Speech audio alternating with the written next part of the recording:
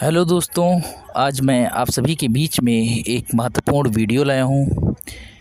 यह video agriculture से संबंधित है, तो मैं चाहूँगा कि आप यह वीडियो लास्ट तक ज़रूर देखें। अगर वीडियो आपको पसंद आए तो कृपया वीडियो को लाइक कीजिए, चैनल पर नए हैं तो चैनल को सब्सक्राइब कीजिए। दोस्तों, आज के इस वीडियो में हम लोग खरपतवार का वर्गीकरण देखने वाले हैं। अगर आप मेरे और भी वीडियो देखना चाहते हैं तो आप चैनल पर जाकर देख सकते हैं, वहाँ पर प्लेलिस्ट बना दी गई है। साथ ही में जो लोग टेलीग्राम ग्रुप को नहीं ज्वाइन किए हैं वो लोग ज्वाइन कर लें। तो चलिए बिना टाइम गवाए वीडियो को शुरू करते हैं। वीडियो पसंद आए तो वीडियो को लाइक कीजिए, चैनल पर नए हैं तो चैनल को सब्सक्राइब कीजिए। चलिए वीडियो को शुरू करते हैं।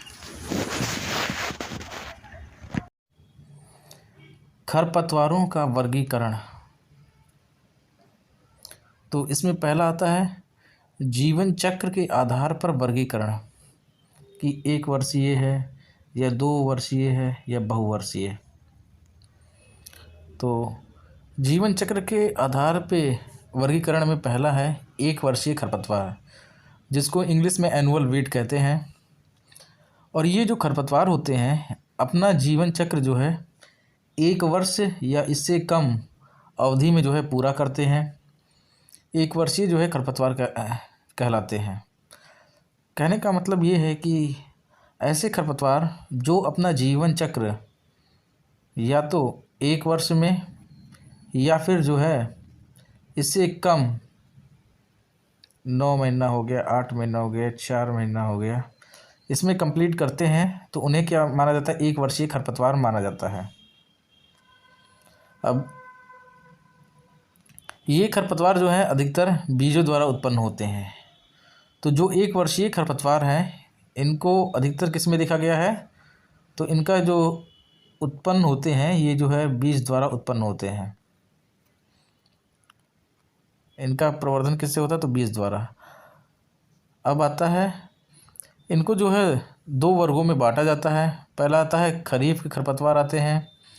तो इस वर्ग के खरपतवार जो है वर्षा के प्रारंभ यानी कि जून जुलाई में उगते हैं और वर्षा ऋतु खत्म होते सितंबर अक्टूबर तक जो है अपना जीवन चक्र पूर्ण कर लेते हैं।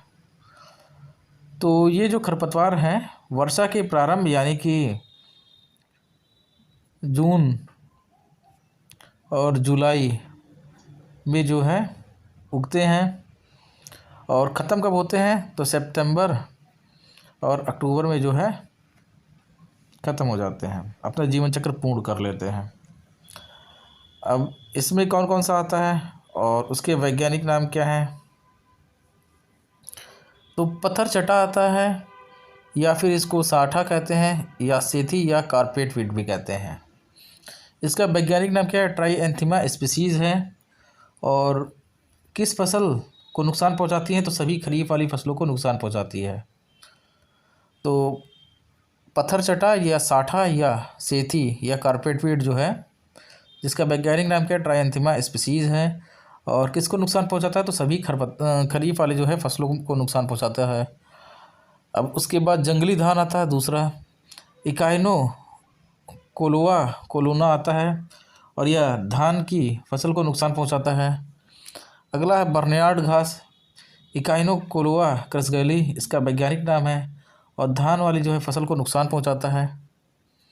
अगला है जंगली चौलाई या पिगवीड, वैज्ञानिक नाम क्या है इसका? तो एमरैंथस विरिडिस और ये जो है मक्का, ज्वार और बाजरा की फसल को जो है नुकसान पहुंचाता है। और अगला है कांटा चौलाई, एमरैंथस स्पाइनोसस आता है। यह मक्का, ज्वार और बाजरा फसल को जो है नुकसान पहुंचाता है, उसी में उगता है। और उसके बाद गोखरू कांटा कहते हैं अगला, और वैज्ञानिक नाम क्या है? ट्राइबुलस टेरिस्ट्रिस है और ये जो है सभी खरीफ फसलों में नुकसान पहुंचाता है। अगला है हजार दाना है और वैज्ञानिक नाम क्या है? फाइलेंथस निरूरी आता है। यह सोयाबीन, मूंग, उड़द में जो है उत्पन्न होता है। अगला है विष खपरा या साठा जिसका वैज्ञानिक नाम क्या है? बेहेवियरिया डिफ्यूज़ा है। अब अगला है मकोए सोलेनम नाइग्रम। और ये जो है सोयाबीन, मूंग, उड़द और मूंगफली में जो है उगता है, उसे नुकसान पहुंचाता है। और मोथा, जिसका वैज्ञानिक नाम क्या है, साइप्रस इरिया है। और मक्का, ज्वार और बाजरा को जो है नुकसान पहुंचाता है। और उसके बाद नुनिया है, प्रोट्यूलेका स्पीसीज, और मक्का में यह लगता है। अगला है दूधी, यूफोर्बिया स्पीसीज, जो ग्रीष्म ऋतु का खरपतवार है। उसके बाद गाजर या कांग्रेस घास आता है, पार्थेनियम हाइस्ट्रोफोरस। फसली क्षेत्रों में यह उत्पन्न होता है। तो खरीफ के खरपतवार, उनका वैज्ञानिक नाम और फसल। तो खरीफ के खरपतवार कौन से हैं, किस फसल में वो लगते हैं, ठीक है, मेनली उगते हैं। तो खरपतवार पत्थरचटा, या उसको साठा कहते हैं, या सेंथी कहते हैं, या कॉर्पेट वीड कहते हैं। वैज्ञानिक नाम क्या है उसका, तो ट्राइएंथिमा स्पीसीज है। और ये जो है सभी खरीफ फसलों में जो है उत्पन्न होता है। अगला है जंगली धान, जिसका वैज्ञानिक नाम क्या है, इकाइनो कोलोना आता है, और धान की फसल में अधिकतर लगता। अगला है बर्नयार्ड घास, इकाइनो कोलोआ क्रसगैली, जो कि धान की फसल में अधिकतर उत्पन्न होता है। और उसके बाद जंगली चौलाई या पिग वीट आता है, एमरेंथस विरिडिस से, मक्का, ज्वार, बाजरा में जो है अधिकतर लगता है। उसके बाद कांटा चौलाई आता है, एमरेंथस स्पाइनोसस आता है। और मक्का, ज्वार, बाजरा में अधिकतर जो है उत्पन्न होता है, उनको नुकसान पहुंचाता है। और गोखरू कांटा, जिसको ट्राइबुलस है टेरिस्टिस होता है, सभी खरीफ फसलों में उत्पन्न होता है। और हजार दाना फाइलेंथस निरूरी, और यह जो है सोयाबीन, मूंग और उड़द से संबंधित है। और उसके बाद विस्कपरा या साठा जो है, जिसको बेवरिया डिफ्यूज़ा कहते हैं, मकोए, सोलेनम नाइग्रम, ये जो है सोयाबीन, मूंग, उड़द और मूंगफली में जो उत्पन्न होता है, इनका ही खरपतवार है मुख्य तौर पे। और मोथा आता है, जिसको साइप्रस इरिया कहते हैं, या मक्का, ज्वार, बाजरा में उत्पन्न होता है। नुनिया आता है, प्रोट्यूलेका स्पीसीज, मक्का में उत्पन्न होता है। और उसके बाद दूधी आता है, यूफोर्बिया स्पीसीज, और ग्रीष्म ऋतु का खरपतवार है। उसके बाद गाजर या कांग्रेस घास आता है, पार्थेनियम हाइस्ट्रोफोरस, फसली क्षेत्र में जो है उत्पन्न होता है। अब आता है रबी के खरपतवार। तो रबी के खरपतवार में इस वर्ग के खरपतवार रबी की फसलों के साथ सितंबर अक्टूबर माह में उगते हैं, और अपना जीवन चक्र जो है मार्च अप्रैल तक पूर्ण कर लेते हैं। तो उगते कब हैं ये, तो ये जो है सितंबर अक्टूबर में जो है उगते हैं, और कब पूर्ण कर लेते हैं, मार्च और जो है अप्रैल में जो है ये पूर्ण कर लेते हैं। और उसके बाद इसमें कौन कौन से खरपतवार आते हैं और उनके फसल कौन कौन से हैं, तो कृष्ण नील आता है, जिसका वैज्ञानिक नाम क्या है, एनागेलिस अरबेंसिस होता है। और गेहूं और जौ में ये उत्पन्न होता है। और बथुआ आता है अगला, चीनापोडियम एल्बम, ये जो है गेहूं और जौ में उत्पन्न होता है। खरतुआ आता है, जिसको चीनापोडियम मुरल कहते हैं, गेहूं और जौ में जो है उत्पन्न होता है। और प्याजी आता है, एस्फोडिलियस होता है, ट्यूनिफोलियस आता है, या मक्का नहीं चना में जो है साइसर एराइटिनम में, और साइसर काबुलियम, दो है ना इसका, में उत्पन्न होता है। और उसके बाद गेहूं सा फेलेरिस माइनर, और उसके बाद मडूसी, गेहूं का मामा, गुल्ली डंडा, जिसका वैज्ञानिक नाम क्या है, फेलेरिस माइनर है, और ये गेहूं में उत्पन्न होता है। अच्छा, गेहूं के मामा का जो है यानी कि गेहूं सा का टेस्ट वेट कितना होता है, तो 2 ग्राम होता है। और जंगली जई, जिसका वैज्ञानिक नाम एविना फेटुआ है, ये किस में उत्पन्न होता है, तो जौ और गेहूं में। और पीली सेजी, जिसका वैज्ञानिक नाम क्या है, मेलिलोटस जो है इंडिकस, मेलिलोटस इंडिका। और जौ, चना और जो है सरसों में उत्पन्न होता है। और उसके बाद सत्यानाशी आता है, जिसका वैज्ञानिक नाम क्या, अर्जिमोना मैक्सिकाना, सरसों में उत्पन्न होता है। और कासनी आता है, सिंचोरियम इंटाइबस, यह जो है बरसीम में उत्पन्न होता है। उसके बाद लटजीरा आता है, अकाइरेंथस आस्पेरा। उसके बाद अमरबेल आता है, कस्कुटा स्पीसीज, यह जो है रिचका में उत्पन्न होता है। तो रबी के खरपतवार क्या होते हैं? इस वर्ग के खरपतवार जो है रबी की फसलों के साथ, या अर्थात जो है सितंबर अक्टूबर में उगते हैं और जीवन चक्र कब पूर्ण करते हैं? तो मार्च और अप्रैल में। इसमें कौन कौन सा आता है? तो कृष्ण नील आता है, जिसका वैज्ञानिक नाम क्या है? एनागेलिस अर्बेंसिस है। और किस फसल में लगते हैं? तो गेहूँ और जौ। और उसके बाद फिर आता है खरतुआ, जिसका चीनाफोडियम एल्बम कहते हैं। ये किस में लगता है? तो गेहूँ और जौ में। खरतुआ आता है जिसका चीनापोडियम मुरल है। बथुआ का क्या है? चीनापोडियम एल्बम। और खरतुआ का चीनापोडियम मुरल। तो खरतुआ जो है किस में लगता है? गेहूँ और जौ में। उसके बाद प्याजी आता है, एस्डोफिलस जो होता है, टीनीफोलियस आता है। और यह जो है चना में लगता है। और उसके बाद प्याजी आता है, और जो जिसका वैज्ञानिक नाम एस्डोफिलस ट्यूनिफोलियस चना में लगता है। उसके बाद गेहूँ मडूसी, गेहूँ का मामा गुल्ली डंडा फेलेरिस माइनर है और गेहूँ में लगता है। और जंगली जई एविना फेटुआ जो है ये जौ और गेहूँ में लगता है। और पीली सेजी, जिसको वैज्ञानिक नाम है मेलिलोटस इंडिका, चना और सरसों में लगता है। और सत्यनाशी, जिसका वैज्ञानिक नाम है अर्जिमोना मैक्सिकाना, सरसों में लगता है। और कासनी सिचोरियम इंटाइवस बरसीम में लगता है। और लटजीरा, जिसका वैज्ञानिक नाम अकाइरेंथस अस्पेरा है। और अमरबेल कास्कुटा स्पीसीज और रिचका में लगता है। द्विवर्षीय खरपतवार बाइनियल वीड। तो इस वर्ग के खरपतवार जो है अपना जीवन चक्र 2 वर्ष में पूरा करते हैं। और जिसमें पहले वर्ष क्या होता है कि इनका वनस्पतिक वृद्धि होता है, और दूसरे वर्ष क्या होता है इनमें? तो बीज उत्पादन। तो 2 वर्षीय खरपतवार कौन से होते हैं? पहले तो वो अपना जीवन चक्र 2 वर्षों में पूरा करते हैं। और पहले वर्ष क्या होता है? तो इनका वानस्पतिक वृद्धि होता है। और दूसरे वर्ष क्या होता है? तो बीज उत्पादन होता है इनमें। और जैसे जंगली गाजर आता है डॉकस स्पीसीज का, जंगली गोभी आता है लुनिया एस्प्लेनिफोलिया। उसके बाद जंगली प्याज आता है, कासनी आता है, खाकी वीड आता है। तो उदाहरण में कौन कौन सा आता है? जंगली गाजर, जंगली गोभी और जंगली प्याज, कासनी, खाकी वीड। और जंगली गाजर का वैज्ञानिक नाम क्या है?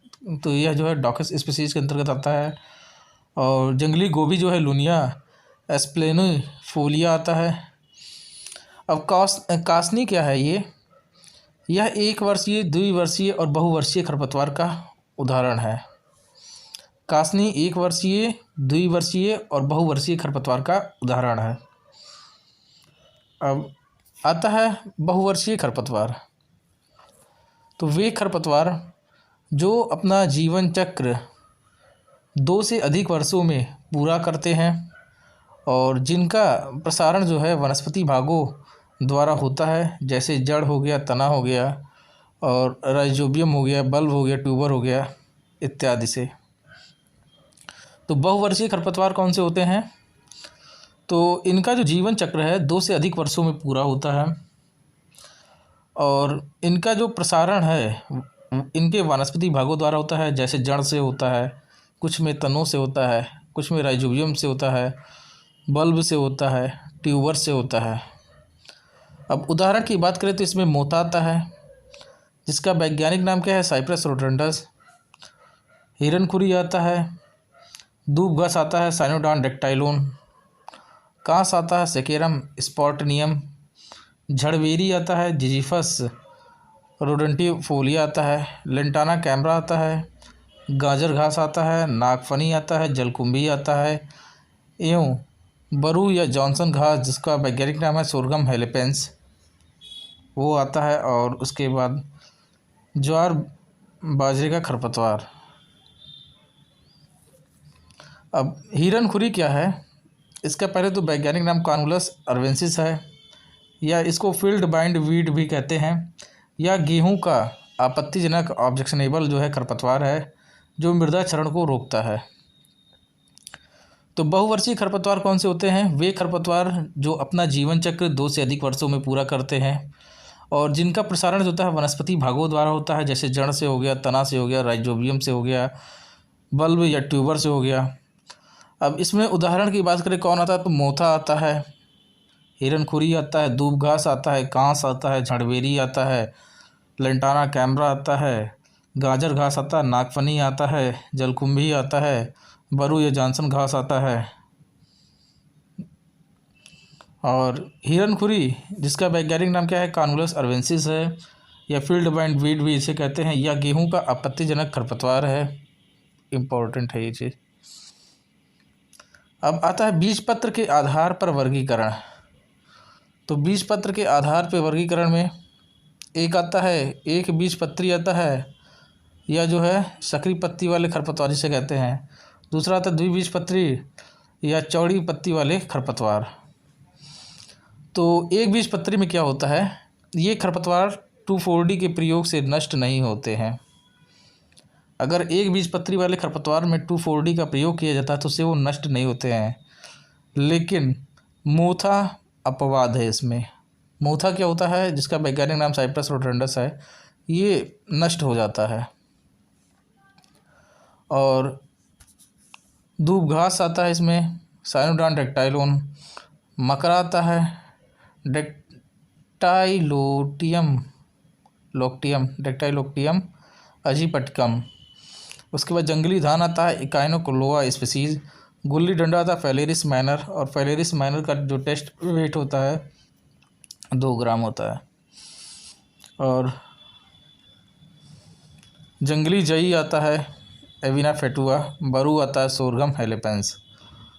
तो एक बीजपत्री वाले खरपतवार के अंतर्गत कौन कौन से आते हैं, तो इसमें जो है बरू आता है, सोरगम हेलेपेंस, जंगली जई आता है, एविना फेटुआ, और उसके बाद गुल्ली डंडा आता है जिसको फेलेरिस माइनर भी कहते हैं, और जंगली धान इकाइनोकोलोआ स्पीसीज आता है, और मकरा आता है, डेक्टाइलोक्टियम अजीपेटकम आता है, दूब घास आता है, साइनोडॉन डेक्टाइलोन आता है। इसमें केवल मोथा अपवाद है क्योंकि 2,4-D के प्रयोग से यह नष्ट हो जाता है। साइप्रस रोडेंडस इसका वैज्ञानिक नाम है। अब आता है द्विबीजपत्री या चौड़ी पत्ती वाले खरपतवार। तो ये जो है 2,4-D के प्रयोग से जो है नष्ट हो जाते हैं।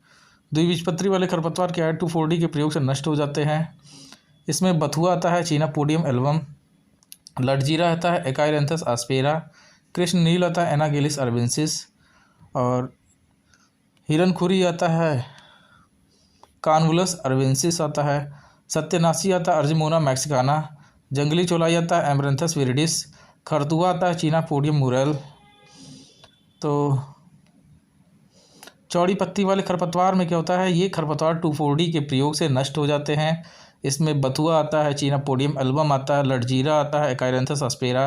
कृष्ण नील आता है, एनागेलिस अर्बेंसिस। हिरनखुरी आता है, कानवुलस अर्बेंसिस। सत्यनाशी आता है, अर्जिमोना मैक्सिकाना। जंगली चौलाई आता है, एमरेंथस विरिडिस। खरतुआ आता है, चीनापोडियम मुरेल। अब आता है फसल संबंध या सापेक्ष स्थिति के आधार पर वर्गीकरण। फसल संबंध या सापेक्ष स्थिति के आधार पर वर्गीकरण। इसमें पहला आता है निरपेक्ष पूर्ण खरपतवार, जिसको एब्सोल्यूट वीड कहते हैं। तो इस वर्ग में हमेशा जो है खरपतवारी पौधे ही आते हैं जो मनुष्य के लिए आर्थिक महत्व के नहीं होते हैं और फसलों को सदैव हानि पहुंचाते हैं, और जैसे हिरनखुरी हो गया, सत्यनाशी हो गया, प्याजी हो गया, कृष्णनील इत्यादि। तो निरपेक्ष पूर्ण खरपतवार एब्सोल्यूट वीड में क्या होता है, इस वर्ग में हमेशा खरपतवारी पौधे ही आते हैं और जो मनुष्य के लिए आर्थिक महत्व के नहीं होते हैं और फसलों को सदैव हानि पहुंचाते हैं। और इसमें कौन सा हो गया, तो हिरनखुरी आता है, सत्यनाशी, प्याजी एवं कृष्णनील इत्यादि। अब भी आता है सापेक्ष खरपतवार, जिसको रिलेटिव वीड कहते हैं। तो ये दूसरी फसलों के पौधे होते हैं जो बिना उगाए क्या होते हैं, मुख्य फसल के साथ स्वतः उग जाते हैं। और जैसे गेहूं की फसल के साथ जौ या सरसों का पौध उगना, मतलब हमने कोई फसल उगाया यहाँ पर, इसके पहले सीजन वाला कोई अन्य फसल उग जाता है उसके साथ, तो इसे क्या कहते हैं, सापेक्ष खरपतवार कहते हैं।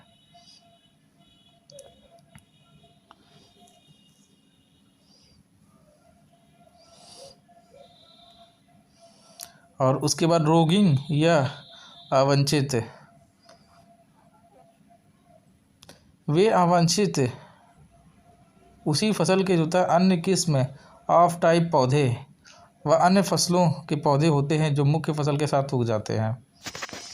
रोगिंग व अवांछित में कौन सा आता है, तो वे अवांछित उसी फसल के जो है अन्य किस्म के ऑफ टाइप पौधे और अन्य फसलों के पौधे होते हैं जो मुख्य फसल के साथ उगाते हैं। अब जैसे गेहूं की कल्याण सोना किस्म के साथ गेहूं का जो है C306 किस्म के पौध उगना आता है, तथा ऐसे अवांछित जो है फसली पौधों को उखाड़ने की क्रिया को रोगिंग कहते हैं। तो गेहूं का कल्याण सोना बोया गया है, उसी के साथ गेहूं का C306 उग जाए तो अवांछित पौधा आ गया, और उसी को जब उखाड़ते हैं तो उसे रोगिंग कहते हैं। तो वे अवांछित उसी फसल की अन्य किस्म के ऑफ टाइप पौधे या अन्य फसलों के पौधे जो है मुख्य फसल के साथ उगाते हैं इसमें। अब स्वैच्छिक खरपतवार, तो इसमें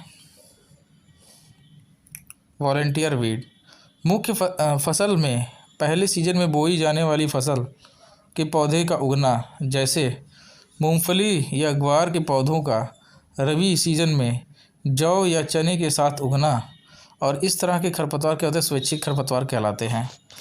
तो स्वैच्छिक खरपतवार क्या होता है, मुख्य फसल के में पहले सीजन में बोई गई फसल के पौध का उगना, मुख्य फसल जो है इसमें पहले सीजन में, इससे पहले जो भी कोई फसल बोया गया था वह उसके जो है पौध उगना होता है। जैसे मूंगफली या ग्वार के पौधों का रबी सीजन के जौ और चने में उगना, जौ आपने लगाया है उसी में मूंगफली का भी पौधा उग जाता है। स्वैच्छिक खरपतवार कहलाते हैं इस तरह के खरपतवार। विवादास्पद या आपत्तिजनक जो है खरपतवार, ऐसे खरपतवारों के बीज मुख्य फसल के बीजों के समान व बनावट के आकार के होते हैं, और जो मुख्य रूप से बीज में मिल जाने पर जो है उनको अलग करना कठिन हो पाता है। मतलब बीज जो है सेम होते हैं, देखने में अंतर नहीं होता कुछ खास, तो विवादास्पद या आपत्तिजनक खरपतवार कहलाते हैं। तो ऐसे खरपतवारों को बीज मुख्य फसल के बीजों के समान बनावट या आकार रंग के होते हैं, जो मुख्य फसल के बीजों में मिल जाने से जो है उनको जो है अलग करना कठिन होता है। इसमें बीज सेम होता है विवादास्पद में। जैसे गेहूं का आपत्तिजनक खरपतवार कौन सा है, तो हिरणखुरी है। और सरसों का आपत्तिजनक खरपतवार कौन सा है, तो सत्यानाशी है। बरसीम का आपत्तिजनक खरपतवार कौन सा है, काशनी है। और रिजका का आपत्तिजनक खरपतवार कौन सा है, अमरबेल है। मेथी का आपत्तिजनक खरपतवार कौन सा है, तो सेजी है। जई का आपत्तिजनक खरपतवार कौन सा, नहीं जई का, हाँ जंगली जई है। और प्याज का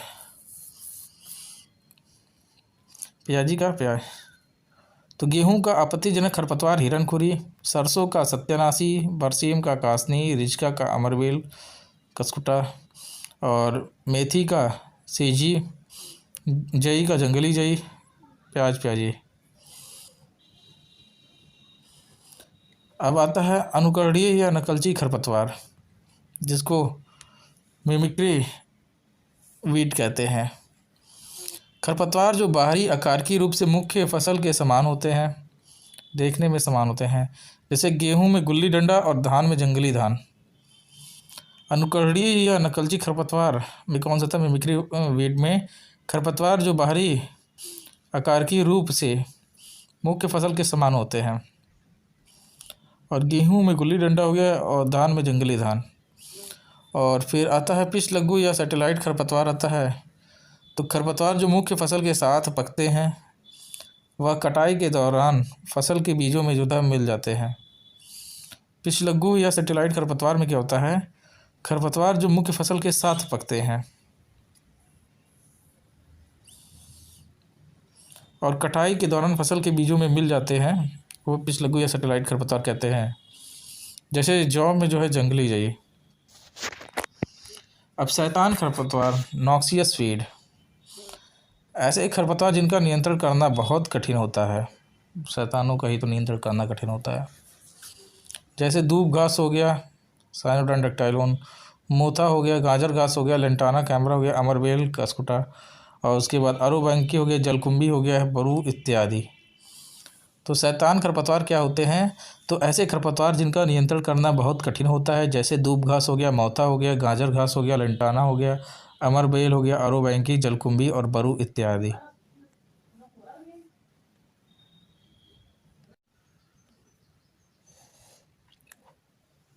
फसल से जुड़े खरपतवार, क्रॉप बाउंड वीड या परजीवी खरपतवार। तो इसमें पहला आता है तना परजीवी, आता है स्टेम पैरासाइट वीड।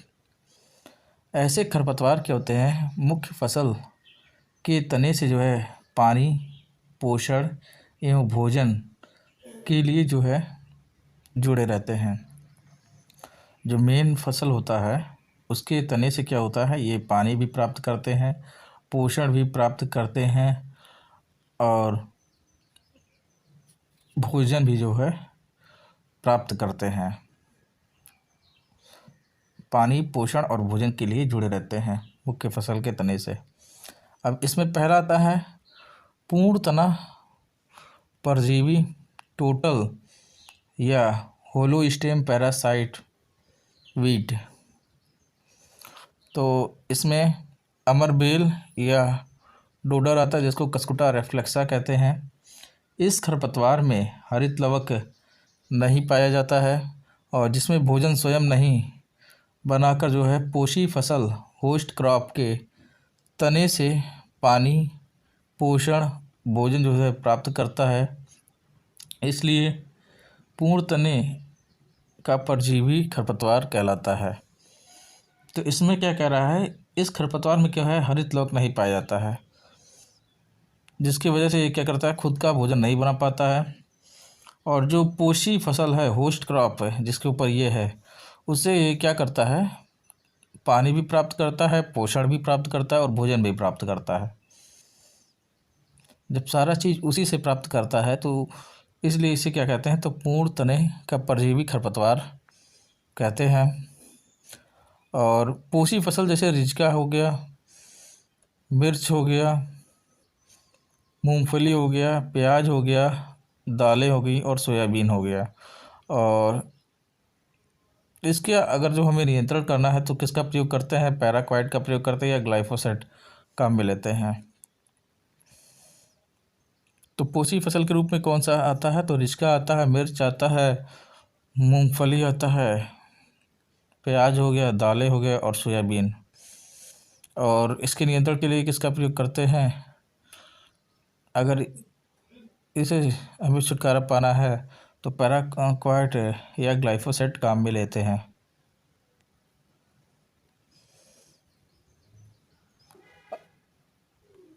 अब आता है अर्ध या अल्प तना परजीवी आता है, सेमी और पार्शियल स्टेम पैरासाइट वीड्स। तो इसमें लोरेंथस आता है, डेंड्रोप्सी, यह जो होता है हरित लवक इसमें पाए जाते हैं और जिसके कारण क्या होता है, ये स्वयं जो है भोजन बनाता है, परंतु पानी एवं पोषण के लिए पोषी फसल के तने से जुड़ा रहता है और इसलिए अल्प तना परजीवी खरपतवार कहलाता है। मतलब आधा काम ये खुद कर रहा है और आधे काम के लिए जो है ये पौधों पर, पोषी फसल पर जो है निर्भर कर रहा है। जैसे हरित लवक ये खुद बना ले रहा है, लेकिन पानी और पोषण के लिए क्या कर रहा है, ये पोषी फसल पर निर्भर कर रहा है।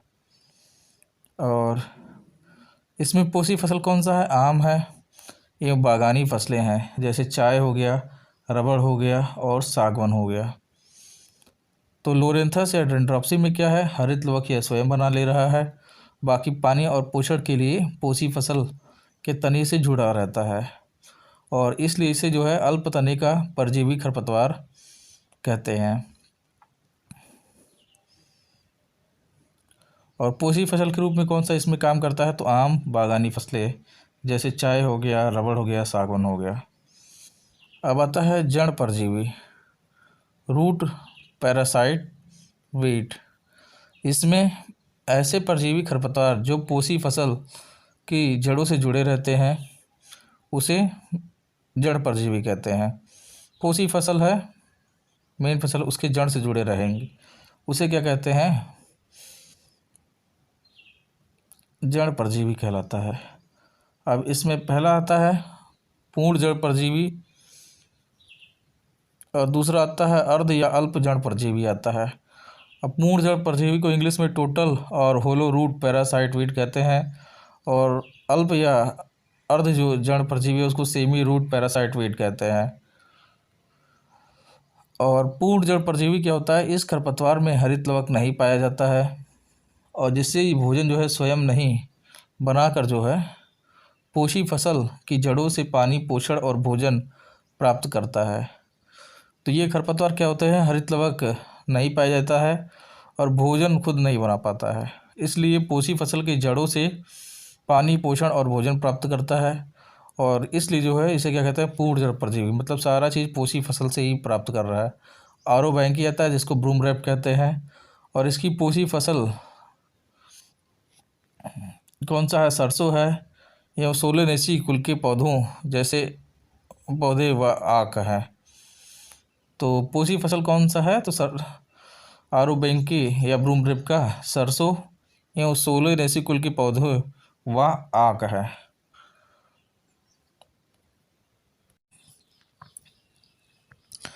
अब अर्ध या अल्प जड़ परजीवी सेमी रूट पैरासाइट वीट, तो इसमें रूखंडी और विच वीट जिसे स्ट्राइगा कहते हैं। इसकी जो पोषी फसल है ज्वार है, बाजरा है, मक्का है, गन्ना है और सूरजमुखी है। तो अर्ध या अल्प जड़ परजीवी में सेमी रूट पैरासाइट वीट, इसमें कौन आता है, तो रूखंडी या विच वीट जिसे कहते हैं, जिसे स्ट्राइगा भी कहते हैं। और इसका पोषी फसल कौन सा है जिसके साथ ये जुड़ा रहता है, तो ज्वार है, बाजरा है, मक्का है, गन्ना है, सूरजमुखी है। अब अगला आता है आत्मघाती अंकुरण जिसको सुसाइडियल जर्मिनेशन भी कहते हैं। तो स्ट्राइगा के नियंत्रण के लिए आप पोषी फसल जैसे कपास उगाते हैं, मतलब जिससे उसे पोषण ना प्राप्त हो सके और जिसकी जड़ों से स्ट्राइगोल नामक रसायन स्रावित होता है और जो स्ट्राइगा का अंकुरण जल्दी करा देता है और जिससे क्या होता है, बिना पोषी फसल उगे होता है रूखंडी के पौधे जो है मर जाते हैं।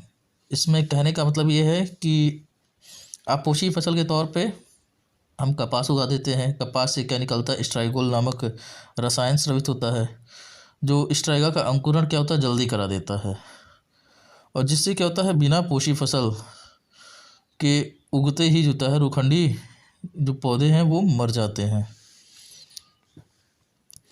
अब पांचवा आता है मृदा व जलवायु के आधार पर इसको बांटा गया है। तो इसमें जलमग्न भूमियों के खरपतवार कौन से हैं, तो जलकुंभी है, हाइड्रिला है, पिस्टिला है, वेलिसिनेरिया है। तो जलमग्न भूमि के खरपतवार कौन है, जलकुंभी, हाइड्रिला, पिस्टिला, वेलिसिनेरिया है। और रेगिस्तानी खरपतवार में कौन आता है, तो नागफनी आता है, बबूल आता है, झड़बेरी आता है, जवासा आता है। तो रेगिस्तानी खरपतवार में कौन आता है, नागफनी आता है, बबूल आता है, झड़बेरी आता है, जवासा आता है। और कृषि क्षेत्र के खरपतवार में कौन आता है, तो बथुआ आता है, खरतवा आता है, प्याजी आता है, विषखपरा आता है, सहजी आता है, मोथा आता है, जंगली चौलाई इत्यादि। तो कृषि क्षेत्र के खरपतवार में कौन सा आता है, बथुआ, खरतवा, प्याजी, विषखपरा, सहजी, मेथी, जंगली चौलाई इत्यादि। और आकृषित क्षेत्रों के खरपतवार कौन सा आता है, तो लेंटाना आता है, गाजर घास, कांग्रेस घास, पार्थेनियम हिस्टोफोरस और गोखरू आता है और धतूरा आता है।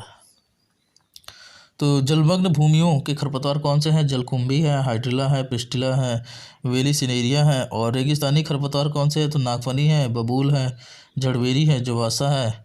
और कृषि क्षेत्र के खरपतवार कौन है? तो बथुआ, खरतवा, प्याजी, विस्खपरा, सैजी, मेथी, मोथा और उसके बाद जंगली चौलाई इत्यादि हैं। और आकृषित क्षेत्रों के खरपतवार कौन से हैं? तो लेंटाना, गाजर घास, गोखरू एवं धतूरा है।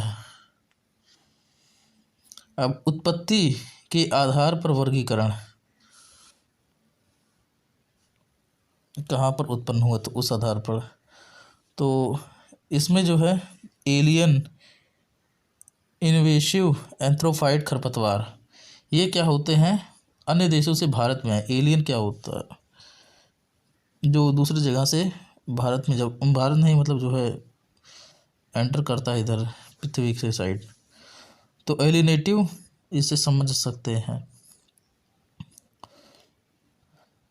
एलिनेटिव इन्वेसिव एंथ्रोफाइट खरपतवार में क्या होते हैं? ये अन्य देश से भारत में आए। अब जैसे विदेशी या एंथ्रोफाइट्स खरपतवार के उदाहरण में कांग्रेस घास आता है या गाजर घास आता है, पार्थिनियम हिस्टोफोरस। ये कहाँ से आयातित है? तो संयुक्त राज्य अमेरिका से आयातित है। अब गेहूँ सा फेलेरिस माइनर जो है यूरोप से आया। और जलकुंभी इकोर्निया जो है, करेसी पेज जो है, ये दक्षिण अमेरिका से आया। लेंटाना कैमरा जो है उत्तर अमेरिका से आया। दूब घास जो है मिडिल ईस्ट से आया। और मोथा साइप्रस रोडेंटस होता है यूरोप से आया। अमरबेल जो है चीन से आया। सत्यनासी अर्जिमोना मैक्सिकाना मैक्सिको से आया। और आरोबैंकी स्पीसीज जो है यूरोप से आया। और सोरगम हेलेपेंस होता है मेडिटेरेनियन क्षेत्र से आया। तो कांग्रेस घास या गाजर घास, जिसको पार्थिनियम हिस्टोफोरस कहते हैं, ये कहाँ से आया? तो संयुक्त राज्य अमेरिका से आया।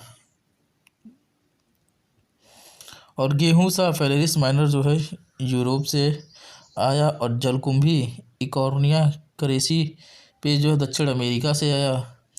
और लेंटाना कैमरा जो है उत्तर अमेरिका से आया। दूब घास जो है मिडिल ईस्ट से आया है। और मोथा जिसको साइप्रस रोडेंटस कहते हैं यूरोप से आया है। और अमरबेल चीन से आया। और सत्यनासी अर्जिमोना मैक्सिकाना मैक्सिको से आया। आरोबैंकी स्पीसीज यूरोप से आया। और सोरगम हेलेपेंस जो होता है मेडिटेरेनियन क्षेत्र से आया। अब प्रकाश संश्लेषण के आधार पर C3, C4 और कैम प्रकार में जो है वर्गीकरण। तो अब C3 खरपतवार कौन से होते हैं? तो इसमें आते हैं फेलेरिस माइनर, गेहूँ का महुआ, एविना फटुआ, जंगली जई, चीनापोडियम एल्बम, ये किसका है? तो बथुआ का है। कानुलस अर्वेंसिस हिरनखोरी का। और फिर एग्रेक्टम जो होता है कौन वाइजोडस आता है। कैमलिना बैगलेंसिस आता है। एकॉर्निया क्रेसिप आता है। फेलेंथस निरूरी आता है। और जेथियम स्ट्रूमेरियम आता है। और पार्थिनियम हिस्टोफोरस कांग्रेस घास। तो C3 के खरपतवार कौन से हैं? फेलेरिस माइनर है, एविना फेटुआ है, चीनापोडियम एल्बम है, कानुलिस अर्वेंसिस है और एगेरेक्टम जो होता है कोनवाइजोइड्स है। और उसके बाद कैमेलिना बेंगालिसिस है। और एकॉर्निया जो होता है क्रेसिप है। और फेलेंथस निरूरी है। और जेथियम स्ट्रूमेरियम है। और पार्थिनियम हिस्टोफोरस है। और C4 वाले खरपतवार में कौन सा होता है? तो साइप्रस रोडेंटस है, साइनोडॉन डेक्टाइलोन है, घास है दूब घास का, अमरेंथस स्पीसीज हैं, सोरगम हेलेपेंस है, टोटुलाका ओलेरासिया है, इम्पिडा सिलेंड्रिकल है। और ट्राइंथेमा जो होता है प्रोटुलाकस्ट्रम है। और इकाइनोकोला स्पीसीज हैं। और डिजिटेरिया सेंजानालिस है। और एल्यूसिन इंडिका है। तो C4 के खरपतवार में कौन सा आता है? Cyperus rotundus, Cynodon dactylon, Amaranthus species, Sorghum halepense Portulaca oleracea, Imperata cylindrica है, ट्राइंथेमा प्रोट्यूलाकास्ट्रम है, और इकाइनोकोला स्पीसीज़ है, और डिजिटेरिया सेजिनालिस है, और एल्यूसिन इंडिका है। और कैम खरपतवार कौन से हैं? तो कोनिजा नूतन है, एग्रीटम कोनहाइट्स हैं, और सिरसियम टेक्सानम है, और कैलोकेशिया स्पीसीज है। तो कोनिजा नूतन और एग्रीटम कोनहाइट्स और सिरसियम टेक्सानम है, और कैलोकेशिया स्पीसीज हैं।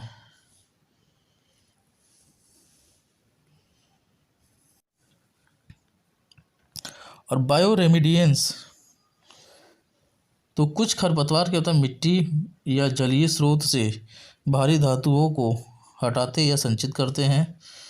मिट्टी या जलीय स्रोत से क्या होते हैं, भारी धातु जो रहता है उसको हटाते और संचित करते हैं। जैसे इकॉर्निया क्रेसिपी आता है, और हाइड्रिला आता है। लीड, मरकरी और कैडमियम के बायोरेमिडियंस के लिए काम करते हैं। तो बायोरेमिडियंस क्या होते हैं? कुछ खरपतवार क्या होते हैं, मिट्टी या जलीय स्रोत से भारी धातुओं को हटाते हैं या संचित करते हैं। इसमें कौन आता है? इकॉर्निया क्रेसिपी और हाइड्रिला, लीड, मरकरी, और हाइड्रिला क्या होता है, लीड, मरकरी, कैडमियम के बायोरेमिडियंस के लिए काम करते हैं। तो दोस्तों, ये था आज का वीडियो। अगर वीडियो आपको पसंद आए तो कृपया वीडियो को लाइक कीजिए। अगर चैनल पर नए हैं तो चैनल को सब्सक्राइब कीजिए। मिलते हैं हम आपसे अगले वीडियो में। तब तक के लिए टाटा बाय बाय।